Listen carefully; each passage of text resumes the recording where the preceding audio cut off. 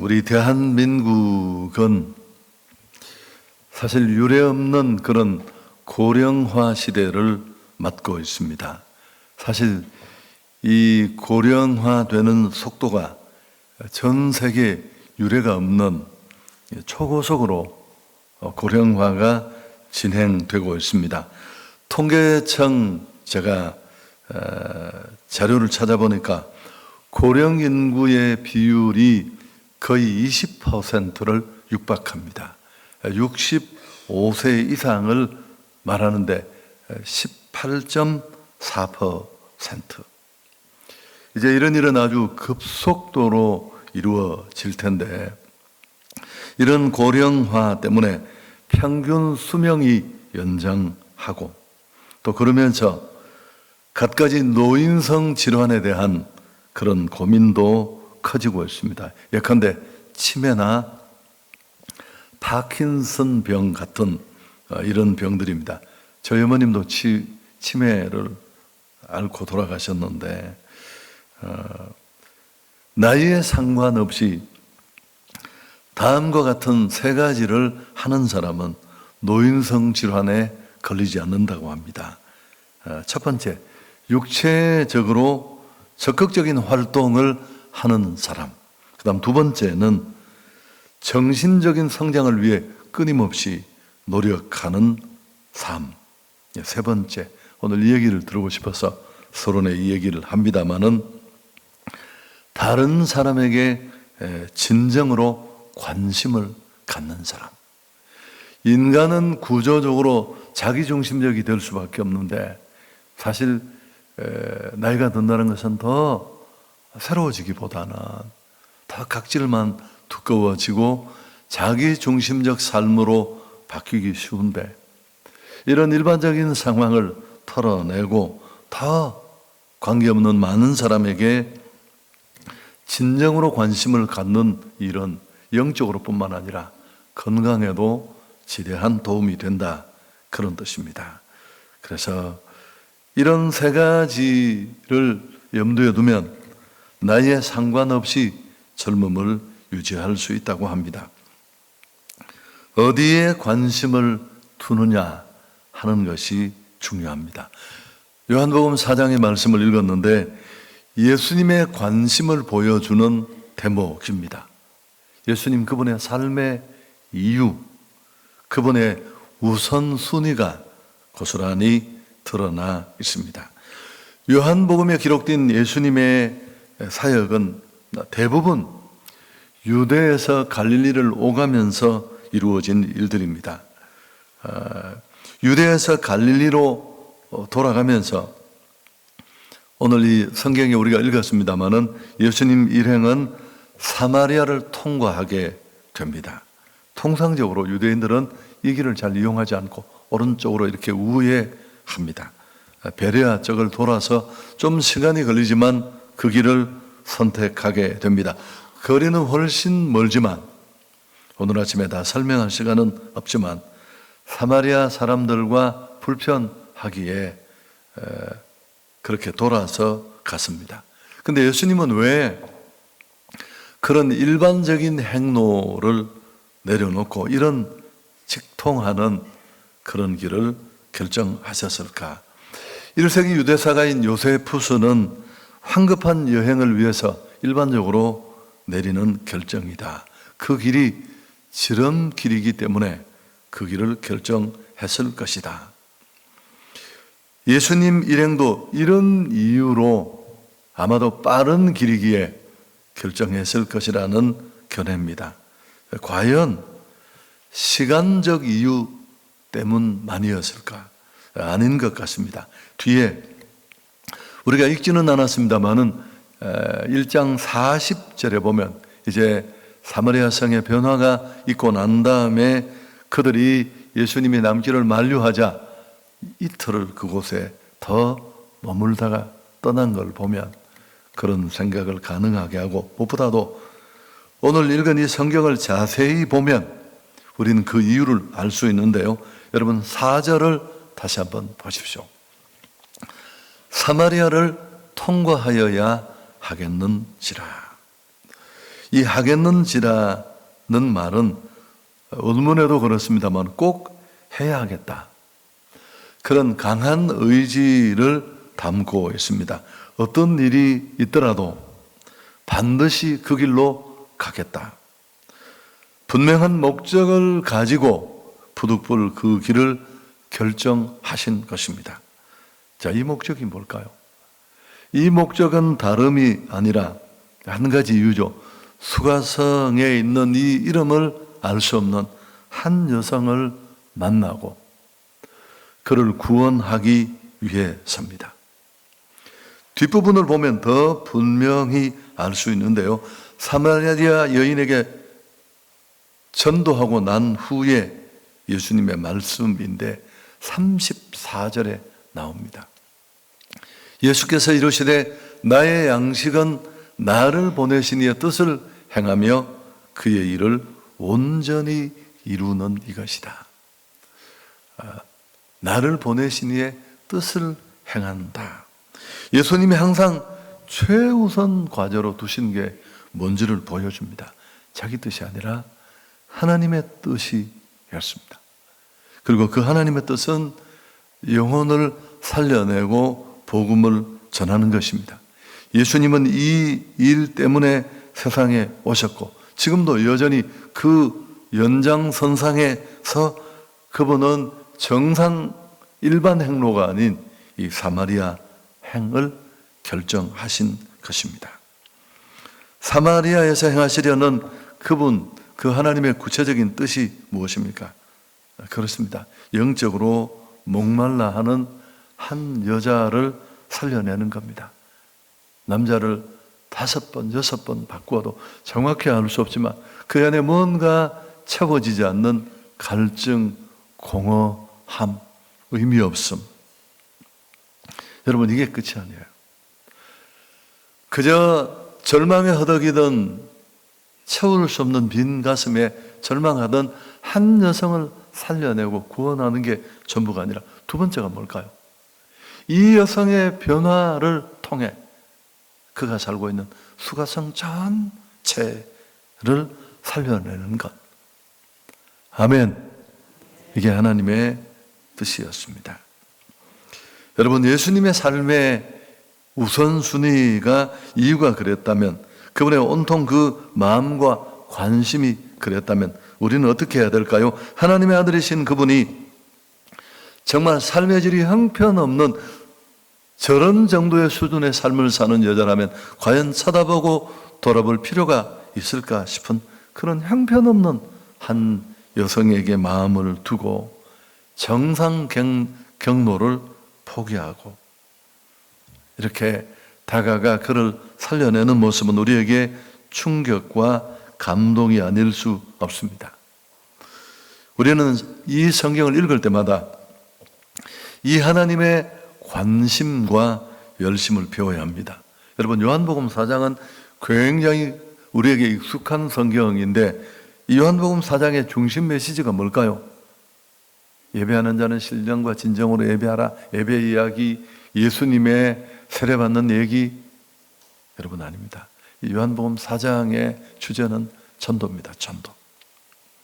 이 하나님의 열심과 관심을 깨닫게 하시려고 그 목적으로 쓰여졌습니다. 하나님의 아들이 한 여인을 만나 그를 구원하기 위해 정상 행로를 떠나 그 다음날 정오까지 그 수고를 마다하지 않으신 모습. 교회가 존재하는 이유가 뭘까요? 너무 유치한 질문이고 기본적인 질문이 될지 모르지만 왜 하나님은 교회를 세우시고 교회에 이렇게 구원받은 성도들을 모아 교회 공동체를 만들게 하셨을까요? 그저 구원받은 자들이 모여서 교제하고 구원 주신 그 사랑에 감사하고 날 구원하신 그 하나님을 예배하고 천국갈 준비하면서 성경을 배우고 그분과 나의 간극을 줄이고. 여러분, 그것만이 아닙니다. 조난자가 많이 발생하는 바닷가에 구조소가 세워졌습니다. 배가 난파를 당하면 사람들이 생명을 잃으니까 보잘것없고 허름하게 세워진 그 구조소지만 그 구조소를 통해 많은 사람들이 생명을 살렸다는 이 미담이 전해지자 사람들은 관심을 보이기 시작했고 또 그 의미 있는 일을 위해 기부금을 내기 시작했습니다. 얼마 지나지 않아 이 구조소는 많은 사람들의 도네이션 때문에 더 큰 건물을 그럴듯하게 짓고 이제 관심은 조금씩 그들을 후원하는 그 기부금 후원자들에게 쏠리기 시작했고 또 이 일을 자랑스럽게 생각하는 후원자들이 정기적으로 모여서 멋진 옷을 입고 파티를 하고 모임을 갖고 근데 문제는 그들의 관심은 조금씩 조난당하는 사람들로부터 멀어져 갑니다.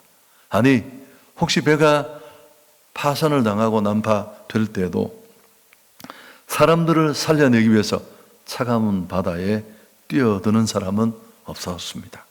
어쩔 수 없이 이쯤 되면 구조소 본래의 목적인 조난자 구조가 이루어지지 않으니까 바닷가에는 또 다른 허름한 구조소가 세워집니다.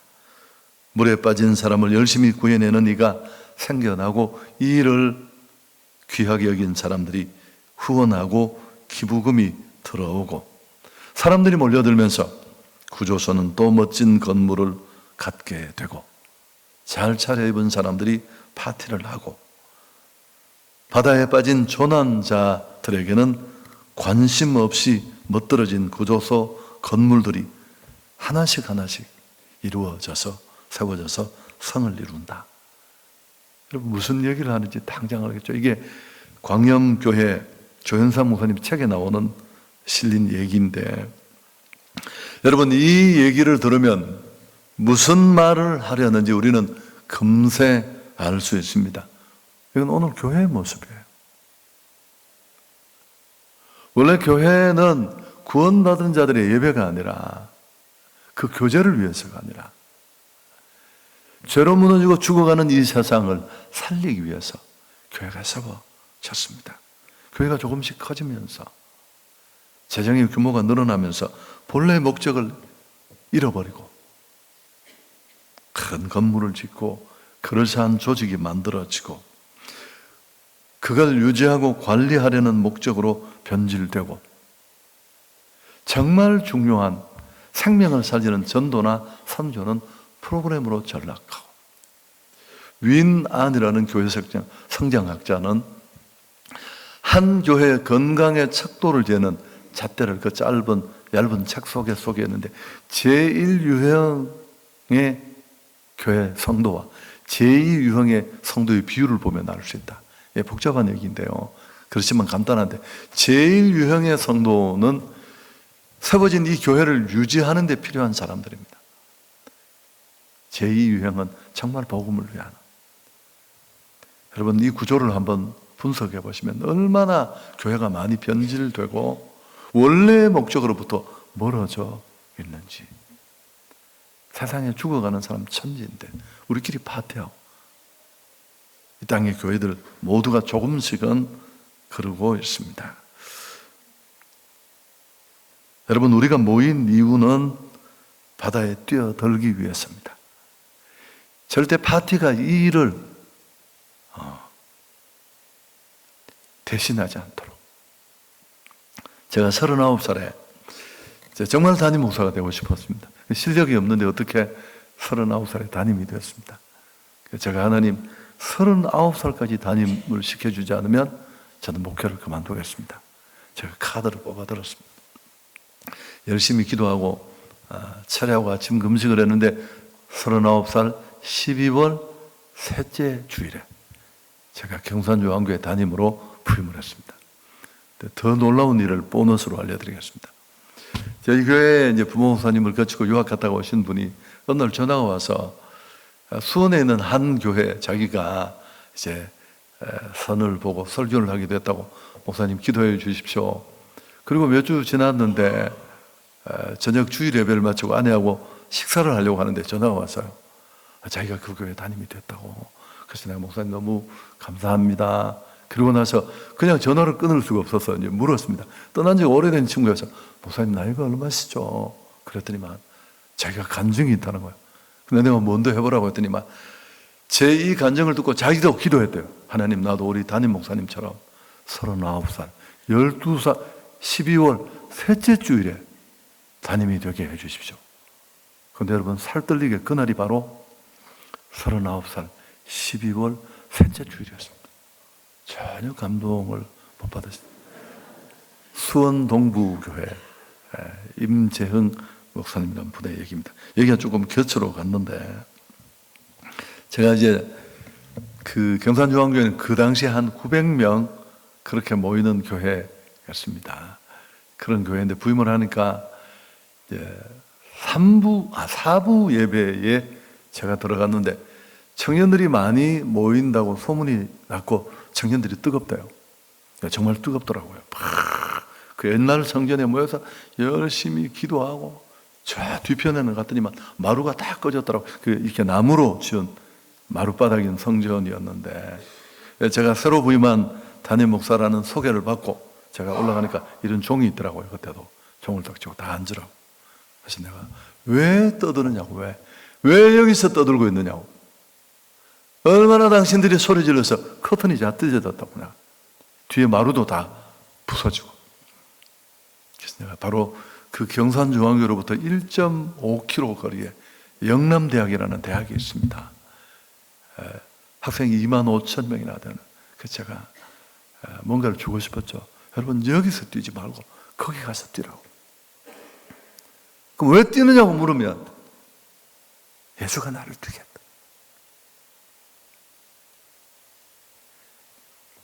교회가 도대체 뭘 하는 곳입니까? 교회가 무엇입니까? 정작 교회를 섬기는 성도들이 잘 모르고 있습니다. 교회 본질을. 이게 진짜 문제이고, 빈센트 도노반이라는 선교사님, 이 가톨릭 선교사인데 선교사보다 앞서가신다라는 이 선교의 필독서, 지금도 많이 읽혀지는 책인데 이 책을 쓴 분인데 아프리카에서 17년 동안 마사이족 선교를 했습니다. 이분이 이 아프리카에 도착을 해 보니까 이미 먼저 도착한 여러 교단의 다양한 선교사들이 있었습니다. 그들이 세워놓은 학교, 병원이 곳곳에 잘 마련되어 있는데 이상하게도 크리스천은 하나도 없었습니다. 왜 그런가를 보니까 이분들이 건물 짓고 시설 만든다고 정작 예수가 그리스도라는 복음을 전하지 못하고 있었습니다. 준비한다고.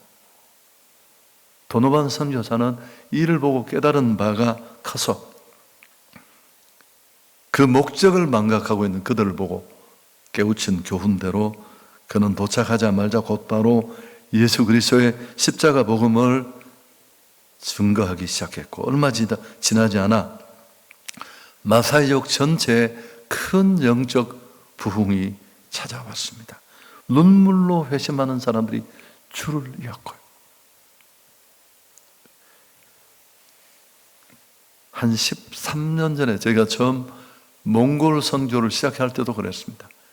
잠깐 말씀드렸습니다만은 그 영하 38도가 넘는 선교사들이 빠져나간 그것도 한겨울에 4,200석 유비 팔레스 홀, 조영기 목사님이 이제 소문에 들었습니다. 어마어마한 돈을 쓰고도 가득 채우지 못했다. 2,000석밖에. 근데 겁도 없이 한성교회가 그 겨울에 동교 선교를 하겠다고 결정 내렸습니다.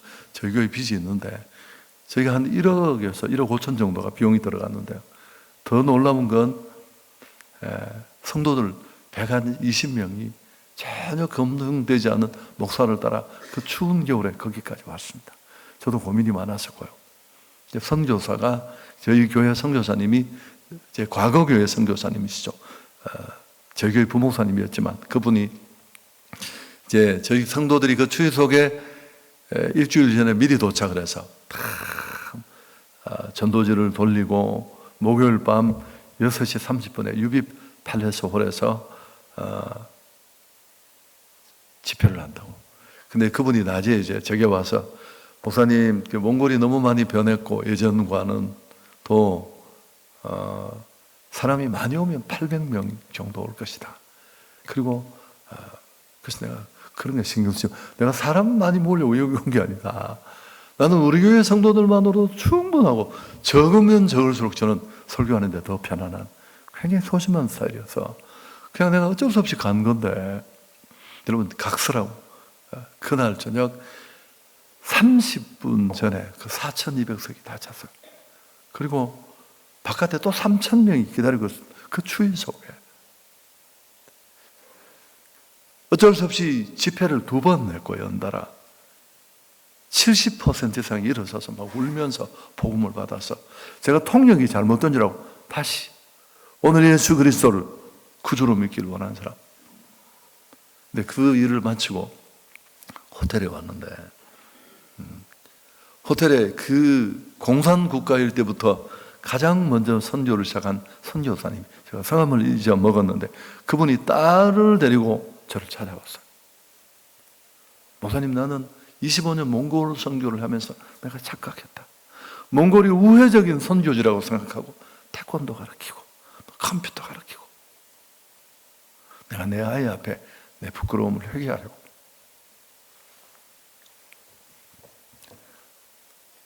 그 이후로 매년 이루어졌고요. 청년 또 차세대 이 코로나 3년 동안 저희가 그 일을 못했지만 그 현장에 일어난 그 놀라운 일들을 보면서 제가 어제도 말씀드렸지만 그 어려운 선교지에 갔던 95% 사람이 다시 헌신하고 또 헌신하고 우리가 복음을 전가하지 않으면 인간은 죄 때문에 불행해지고 그 죄를 해결하지 않는 한 살아서도 이후에도 행복할 수 없고 죄로 시작된 우리 인생의 모든 절망과 문제를 해결하는 해답은 예수 그리스도다. 아멘. 여러분, 이 정보를 전하는 자가 없이 어찌 들으리요? 듣지 못하면 어떻게 구원받을 수 있겠습니까? 복음 전도는 예수님에게는 어땠을까요? 제가 한번 인용을 했죠. 이게 예수님의 본업이고 삶의 목적이었는데 마가복음 1장 38절 함께 읽을까요? 이르시되 우리가 다른 가까운 마을들로 가자. 거기서도 전도하리. 내가 이를 자, 예수님이 이렇게 말씀했는데 예수님의 제자이기를 자청하는 우리가 무슨 이설을 들을 수 있습니까? 아니, 전도하는 교회를 저급하게 보고 시시하게 보고 고상한 삶의 이야기를 하는 거 여러분 착각이에요. 고상한 소리 듣는다고 그게 고상해 보이지만 그게 죄를 덮을 수 있나요? 그게 죄를 끊어내는데 도움이 될 수 있나요? 윤리적인 건 필요하지만 너무 거기 매이는 것도 집착이에요. 함께 변화가 되어야 할 일이지만 예수님은 이 땅에 오셔서 여러 가지 일을 하셨습니다. 함께 밥도 먹고 제자도 가르치고 병든 사람도 치료하시고 슬픈 자를 위로하시고 다양한 일들을 했지만 그분의 궁극적인 목적은 한 가지였습니다. 잃어버린 자를 찾아 구원하기 위함이었습니다. 대부분의 성도들 구원받은 우리는 전도를 부담으로 여깁니다. 저 역시도 그래요. 그러나 사실 알고 보면 복음 증거는 성도의 축복이고 능력입니다.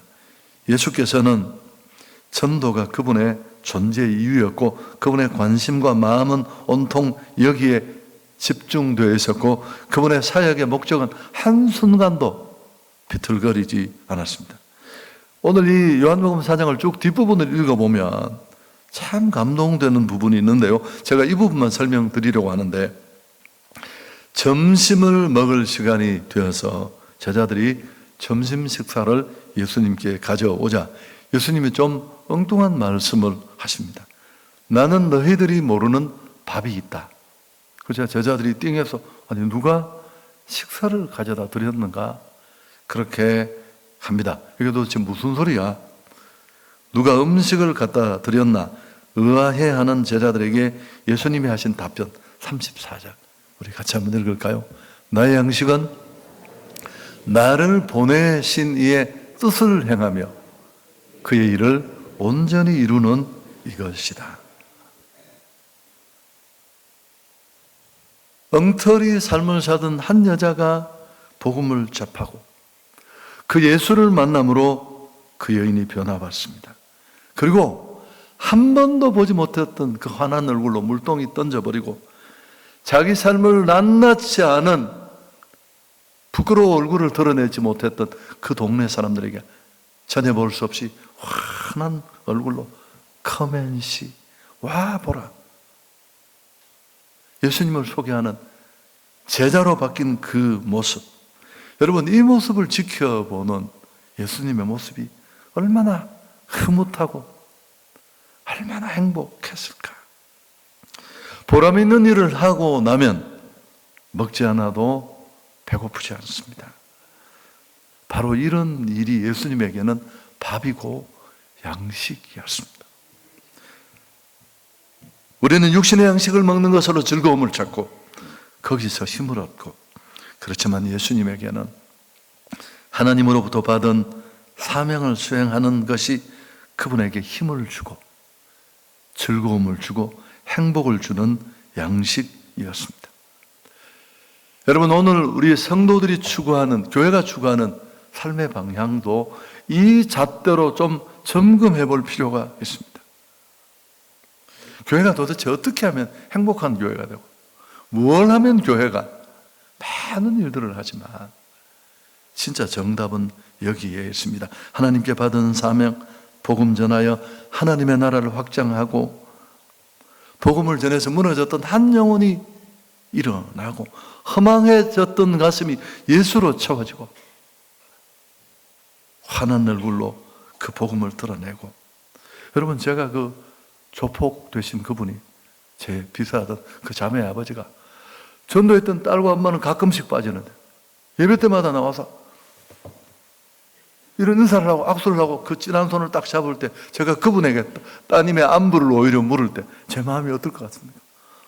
너무 행복하죠. 야, 복음이 아니면 그런 일이 그분뿐이겠습니까?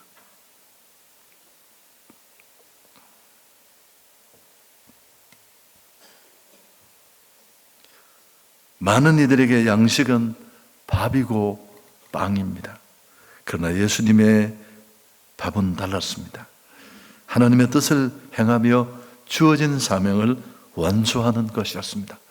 우리 새로운 결심을 하고 첫 발걸음을 시작한 우리 인천의 온 성도들이 이런 행복의 주인공이 될 수 있기를 축복합니다. 복음을 이거 찬양이 잘하네. 복음을 전할 수 있는 행복. 여러분, 복음을 전하면 첫 번째 행복해집니다. 기쁨이 충만해집니다. 복음이 기쁜 소식이라는 것, 굿뉴스라는 것 우리가 다 알고 있습니다. 죄 때문에 불행했는데 죄를 예수의 피로 씻고 생명과 축복의 근원 되신 하나님을 만나 이 수직 관계가 열리면 우리 안에 근원적이고 원천적인 행복의 길이 열립니다. 여러분, 이 행복은 시간이 가고 세월이 가도 바뀌지 않습니다. 제가 청년 시절에 은퇴하신 이동원 목사님은 대단한 설교가였고 기독교 방송에 늘 틀면 이 말을 타고 달리는 것 같은 그분의 그 경쾌하고 좋은 멘트가 팍 들리면 저도 은혜 받았는데, 그분이 늘 그랬어요. 제 기억에 예수님을 만나는 이 구원의 복은 아무리 시간이 가도 퇴색되지 않는다. 30년이 지나고 50년이 지나고, 제가 그때 아주 안티기질 충만한 청년 때여서 제가 그분의 말에 상당히 공감을 하지만 속으로 그랬습니다. 목사들은 얘기만 하면 과장법에 너무 심해. 뭐가 그럴까? 여러분, 지금 제가 그 이동훈 목사님이 그런 설교를 하셨던 때보다 제가 10년은 더 나이가 많은데 정말입니다. 예수를 믿은 그 행복, 그 감격은 제가 한강을 건널 때마다, 길을 갈 때마다 어떻게 내가 구원받았지? 인생의 즐거운 일, 좋은 일, 기억에 오래오래 남는 일이 수없이 많지만 시간이 가고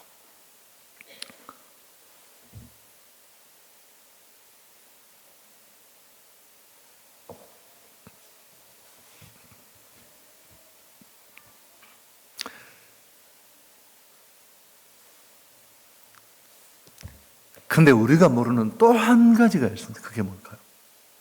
이 복음을 배달하는, 이 복음을 전하는 자가 누리는 행복입니다. 36절, 거두는 자가 이미 삭도 받고 영생에 이르는 열매를 모으나니 이는 뿌리는 자와 거두는 자가 함께 즐거워하게 하려 합니다. 여러분, 복음을 전달하는 자가 누리는 기쁨이 몽골에 가는 이유, 그 힘든 비용 쓰고, 누구는 카드 끊어서 외국 가는데 5번, 6번 온몸이 파김치가 되도록 산조지를 누비고 애쓰는 이유, 이 양식을 먹어봐서 그런 겁니다. 여러분, 그런 말이 있잖아요. 우유를 먹는 사람보다 우유 배달하는 사람이 더 건강하다고. 꼭 맞는 말은 아니지만, 자, 두 번째, 강하게 됩니다. 전도하고 선교하면 복음 받는 그 타인이 살아날 뿐만 아니라 내 영이 살아납니다. 뭐 전설 같은 얘기지만 소돔 고모라 성에, 그 성이 심판받는 그날까지 맨날 전도하는 할아버지가 계셨대요. 누가 그랬다고 하잖아요.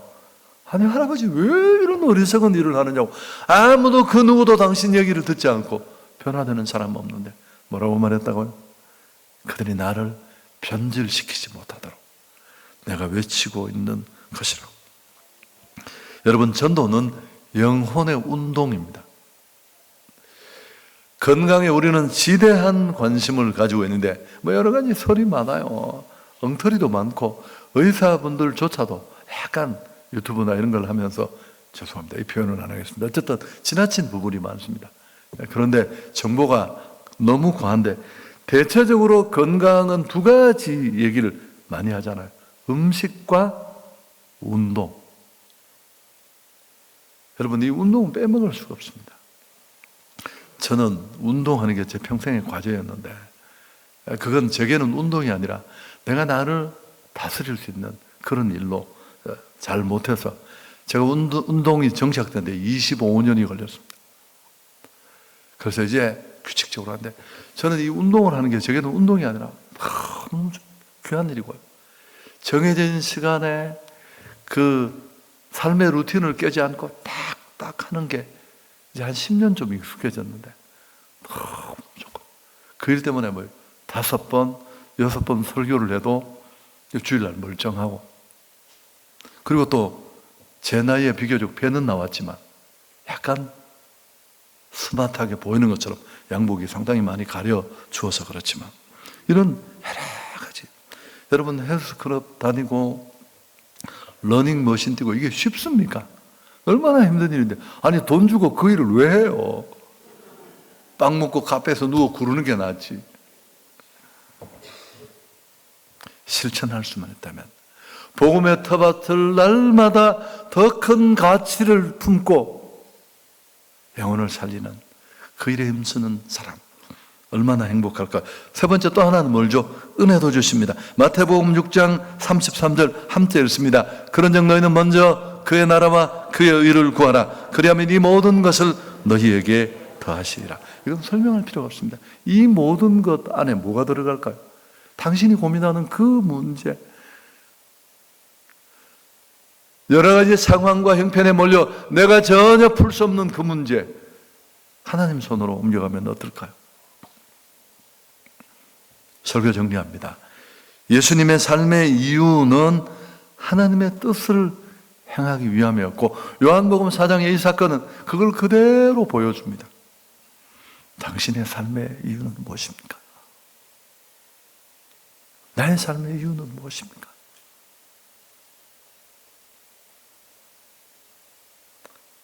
인생의 버킷리스트를 다 달성하기 위해서 돈을 차곡차곡 헌금하고 남은 거 모아서 하나씩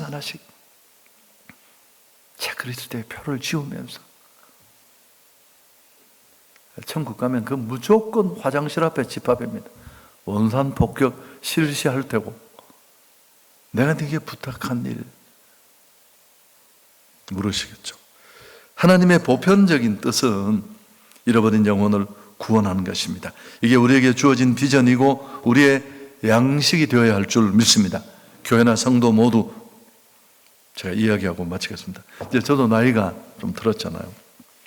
그래서 이제 은퇴나 이런 생각을 하면서 어느 날, 이게 몇 년 되지 않습니다. 1, 2년도 되지 않는데 이제 새벽에 기도하는 중에 제가 이렇게 계산을 하고 있었어요.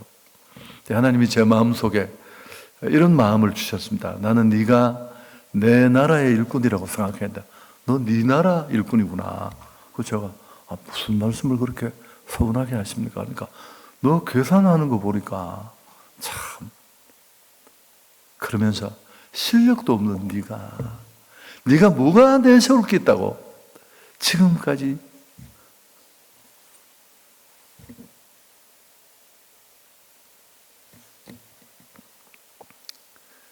네가 계산해서 왔느냐? 그러면서 그분이, 하나님 그런 게 아니고 제가 혹시라도 저의 노후가 교회 부담이 될까 봐. 그래서 그분이 그랬습니다. 야 임마, 내가 네 노후다. 그래서 왜냐하면 이제 돌아보면 제가 무슨 제 인생을 계획하고 나는 이렇게 사역을 하다가 이런 사역, 이런 게 전혀 없었습니다. 그럴 수 있는 입장이 아니었어요, 저는. 저를 필요로 하는 곳이 있다면 감사할 뿐이고 그랬었는데, 정말 저는 빛나게 살았습니다. 대구에서의 제 12년의 사역은 정말 꿈 같았고요. 내가 살 수 있는 삶이 아니었고, 그러다가 50대 초반에 여기 부름을 받았는데 역시 올 수 없는 상황이고, 그래서 제가 하나님 저 못 갑니다. 제 나이가 50이 넘었습니다. 아니 그렇게 힘든데 보내시면 40세 때 보내셔야 되지. 그분이 어디선가 많이 들을 법한 얘기를 제 마음에 생각, 너 나이가 많이 들어 안 보이는데 뭐 40이라고 하지 뭐. 그래서 저는 확신을 가지고 기도하면서 내 40대의 삶을 빛나게 해주신, 누구와 비교해서 빛나지 않지만 제 개인으로 봤을 때 당신이 이끄실 그 50대 내 삶이 기대됩니다. 그리고 벌써 15년이 지났는데 정말 기적 같은 은혜를 주셨고, 여러분 이 사건 이후에 제가 행복한 사람들의 축제라는 이 저희 교회 선교 전도 프로그램을 한국교회에 오픈하는 그 일이 시작이 되었습니다. 하나님 정말 내가 이제 다시 가슴이 뛰는 그 비전 있는 일에 나를 던지겠습니다. 그리고 행복해졌습니다. 오늘 이 예수님의 영혼에 대한 관심이 여러분에게 있기를 축복합니다. 이 수가성 여자가 있다니까요. 우리가 사마리아 길로 올라가야 하는 이유가 여기에 있습니다. 너무너무 모든 걸 가졌는데 아파트 꼭대기를 몇 번을 오르락내리고, 여러분 저희 교회 전도를 와서 사업이 부도나서 남편이 자살을 시도하고 이 여자가 밤에 잘 수가 없어서 밤에 한숨도 못 자니까 그렇게 싫어하고 소리 지르는 동네 교회 새벽 기도 가서 이렇게 앉아있을 때 아무것도, 거기 앉아있으면 좀 덜 죽을 것 같아서 그러다가 도저히 못 끝내서 제 교회에 등록을 했습니다. 여러분 그 동네, 죄송합니다, 이런 표현 한 번만, 그 동네 예수 믿는 것들 다 머리 박아야 돼요. 여러분 천사가 그를 데려옵니까?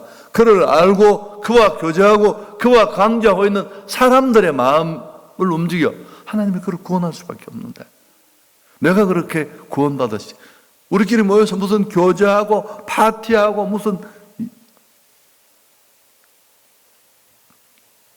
그리고 두 번째, 끝까지 책임지는 열심. 행로를 벗어나 여러분 그 영혼을 품고 그를 사랑하고 들어주고 교회를 이끌고, 또 직접은 내가 도망가고 그렇거든요. 사랑을 보여주고 정해진 날 교회로 인도해서 복음을 듣게 하는 일.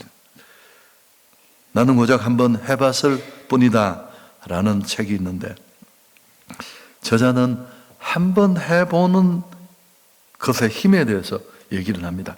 큰 목표를 세우기 전에 일단 작은 거 하나를 해보면 그 작은 미션을 수행한 경험이 성취감으로 찾아오고 다음 미션의 동기부여가 된다.